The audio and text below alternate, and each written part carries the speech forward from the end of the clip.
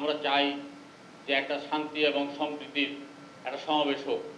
64টা জেলায় সরকারের উদ্যোগে যদি শান্তি এবং সম্প্রীতির সমাবেশ হয়, সেখানে আমরা প্রত্যেকটা রাজনৈতিক দল আমরা সেখানে যেন অংশগ্রহণ করতে পারি।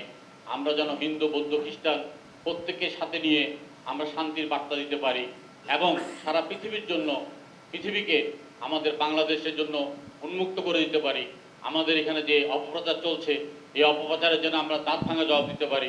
সেসব বিষয়ে আপনাদেরকে নজর দেওয়ার জন্য আমি আহ্বান জানাচ্ছি এবং আমরা সরকারের পক্ষে আছি।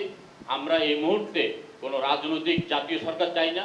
আমরা চাই সরকার তার কাঙ্ক্ষিত সংস্কারগুলো করে অতি দ্রুত রাজনৈতিক নেতৃত্বের কাছে ক্ষমতা হস্তান্তর করার প্রয়োজনীয় ব্যবস্থা করা।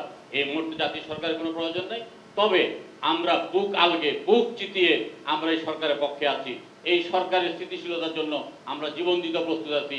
এই সরকার শান্তি এবং সম্প্রীতির সমাবেশ ডাকলে আমরা সর্বশক্তি দিয়ে আমরা সেই সমাবেশকে সফল করার জন্য সকল রাজনৈতিক দল আমরা ঐক্যবদ্ধ থাকব এবং সকল রাজনৈতিক দলকে এটার ঐক্যবদ্ধভাবে এটাকে মোকাবিলা করার জন্য আহ্বান জানাবো।